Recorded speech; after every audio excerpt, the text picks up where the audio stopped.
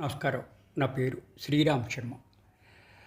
మన ఇంటి ప్రాపర్టీకి కానీ ల్యాండ్ కానీ ఏదైనా సరే రిజిస్ట్రేషన్ ఆఫీస్లో సేల్ డీడ్ రిజిస్ట్రేషన్ చేసిన తర్వాత మీరు ఓనర్ అయిపోతారా? బాగా గుర్తుపెట్టుకోండి.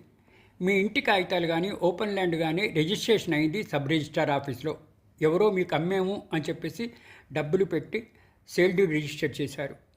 మీరు ఓనర్ అయిపోతారా? ఇదే విషయాన్ని గౌరవ సుప్రీంకోర్టు తీర్పు చెప్పడం జరిగింది. కేవలము సబ్ రిజిస్ట్రార్ ఆఫీస్లో రిజిస్ట్రేషన్ చేసినంత మాత్రాన మీరు owner అయిపోరు.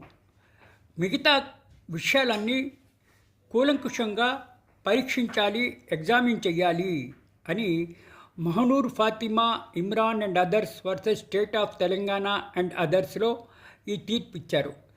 Rule 55A of the Registration Rules under Registration Act 1908 ఎవరికైనా ఓనర్షిప్ లేకుండా, హక్కు లేకుండా డిస్ట్రిక్ట్ సబ్ రిజిస్ట్రార్ ఆఫీస్లో రిజిస్ట్రేషన్ చేసినంత మాత్రాన ఓనర్షిప్ ట్రాన్స్ఫర్ కాదు, మీరు ఓనర్ అయిపోరు అని చెప్పేసి ఈ తీర్పు చెప్తోంది. కేవలం ఆస్తులు మీ పేరు మీద రిజిస్ట్రేషన్ ఆఫీస్లో రిజిస్ట్రేషన్ చేసుకున్నంత మాత్రాన మీరు ఆ ఆస్తికి ఓనర్ అయిపోరు అని supreme court rule 55A registration rules under registration act 1908 ultra virus అని తీర్పు ఇవ్వడం జరిగింది.